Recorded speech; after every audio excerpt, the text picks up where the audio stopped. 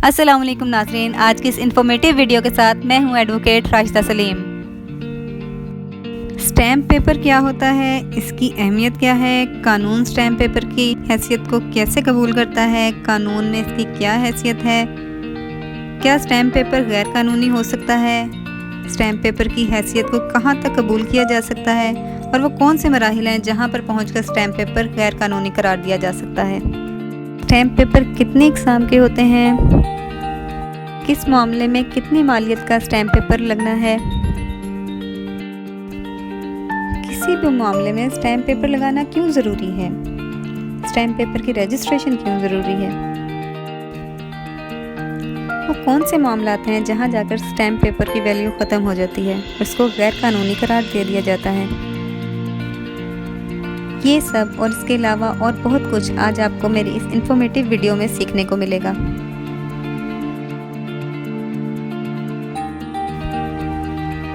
लेकिन इस सबसे पहले अगर आपने अभी तक मेरा चैनल सब्सक्राइब नहीं किया तो सब्सक्राइब कर लें और बेल आइकन प्रेस कर लें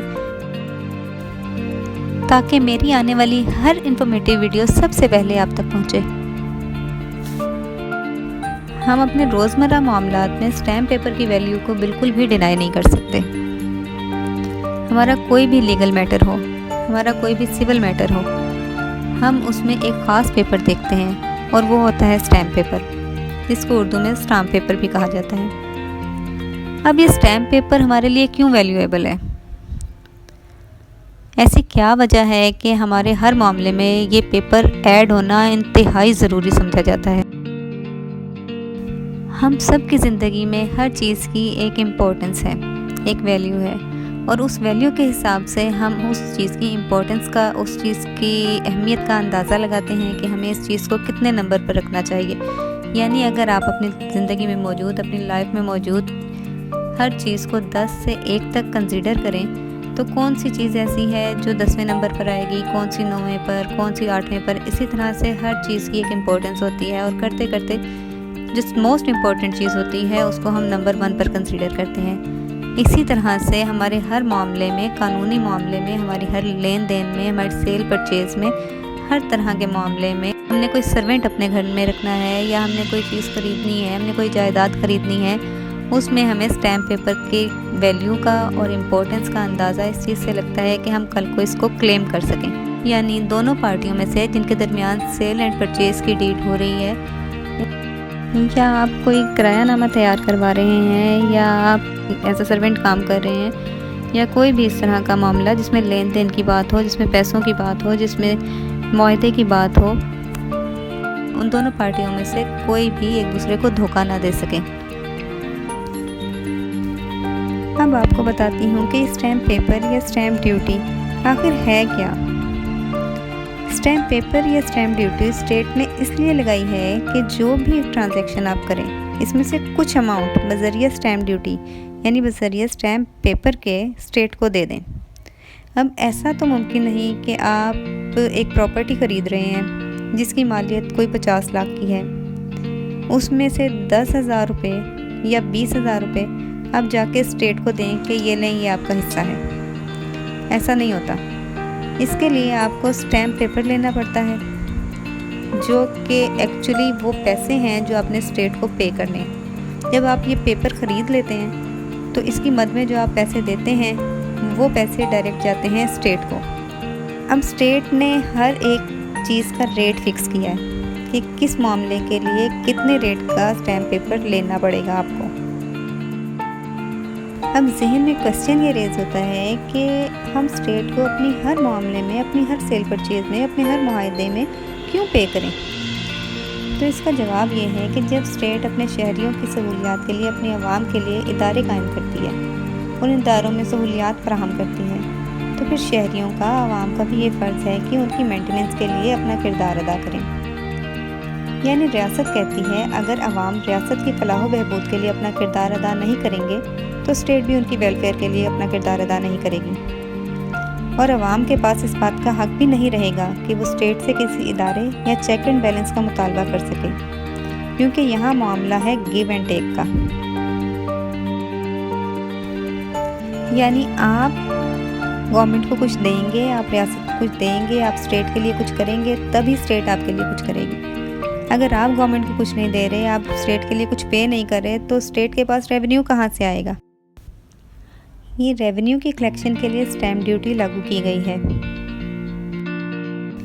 कानून के मुताबिक स्टैम्प पेपर की इम्पोर्टेंस इंतहाई अहम है, लेकिन उसी सूरत में अहम है स्टैम्प पेपर जब आपने अकॉर्डिंग टू सिचुएशन सही स्टैम्प पेपर लिया हो और सही स्टैम्प ड्यूटी पे की हो।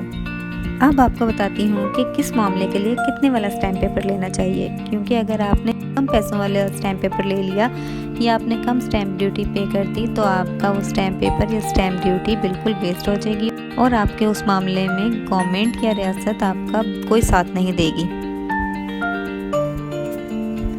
जैसा कि अगर आप 50 रुपये वाला स्टैम्प पेपर लेते हैं तो ये बैंक या नादरा के एफिडेविट के तौर पे यूज़ हो सकता है, यानी according to requirement of NADRA और बैंक आप 50 रुपये वाला स्टैम्प पेपर लगाते हैं, लेकिन ये किसी इम्पोर्टेंट मुआहदे के लिए नहीं यूज़ हो सकता।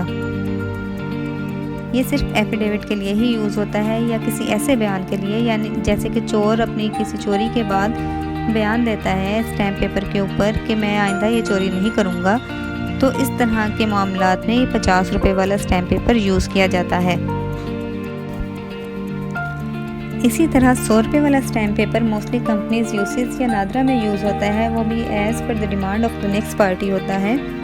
ये 150 और 200 वाले स्टैम्प पेपर भी होते हैं और ये ऐसे मामलात में यूज़ होते हैं, यानी ऐसे कॉन्ट्रैक्ट या एग्रीमेंट में जिनमें मनी रिलेटेड मैटर्स ना हो, यानी ऐसे मुआहदे जो बगैर पैसों या जिनमें रुपयों की लेन देन ना हो, इनमें 150 और 200 वाला स्टैम्प पेपर यूज़ होता है।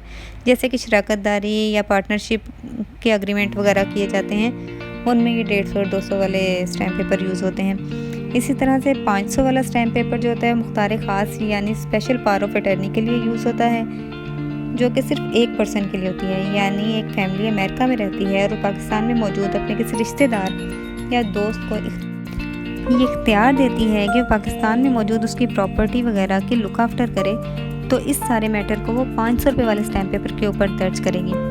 लेकिन ये स्टैम्प पेपर यानी 500 वाला स्टैम्प पेपर इस चीज़ के लिए यूज़ नहीं होगा कि वो उस प्रॉपर्टी को सेल आउट कर सके, उसके लिए उसे 1200 वाला स्टैम्प पेपर लेना पड़ेगा।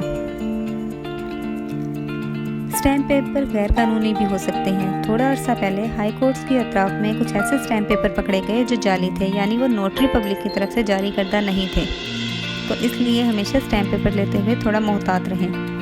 क्या स्टैम्प पेपर को रजिस्टर करवाना ज़रूरी है? तो हाँ, स्टैम्प पेपर की अहमियत तभी है जब ये रजिस्टर्ड हो।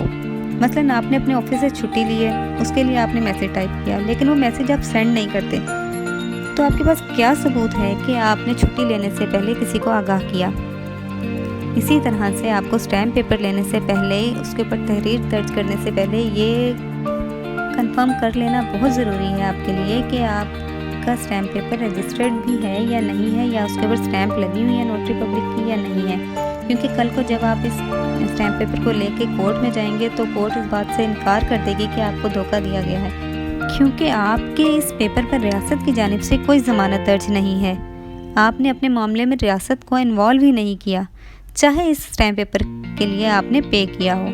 इसलिए जब भी स्टैम्प पेपर लें, इसको नोटरी पब्लिक की तरफ से अटेस्ट करवा लें। एक और सूरत है जब आपका स्टैम्प पेपर अपनी वर्थ खो देगा, और वो है जब आप गलत स्टैम्प ड्यूटी अदा कर चुके होंगे। जैसे कि मामला था पैसों का, यानी पैसों की लेन देन का, और आपने स्टैम्प पेपर ले लिया 50 रुपये वाला, जबकि आपने 1000 या 1200 रुपये वाला लेना था, तो इस सूरत में भी स्टेट आपकी कोई हेल्प नहीं करेगी। स्टैम्प पेपर की कितनी इकसाम हैं ये भी आपको बताती चलूँ। स्टैम्प पेपर की 2 इकसाम हैं, जुडिशियल स्टैम्प पेपर और non judicial stamp paper. Judicial stamp paper वो है जो कोर्ट में पेश किया जाता है, यानी आपने कोर्ट में कोई केस फाइल किया और उसमें आपकी कोर्ट फीस लगनी है, जो कि 500 रुपये की मान लेती है। आप वो 500 रुपये पेश होंगे कोर्ट में तो नहीं, इसके लिए आपको स्टैम्प पेपर ख़रीदना पड़ता है, जो कि आपको अपनी फ़ाइल में लगा के कोर्ट में पेश करना पड़ता है। दूसरा है non judicial. Non judicial stamp paper उन मैटर्स में यूज़ होता है जैसे कि कोई आपस में लेन देन का मुआहदा हो, इस तरह के कॉन्ट्रैक्ट या एग्रीमेंट में जो स्टैम्प पेपर यूज़ होता है उसको नॉन जुडिशियल स्टैम्प पेपर कहते हैं। होप सो वीडियो आपके लिए काफ़ी इन्फॉर्मेटिव रही होगी। Thank you for watching my video. अल्लाह हाफिज़।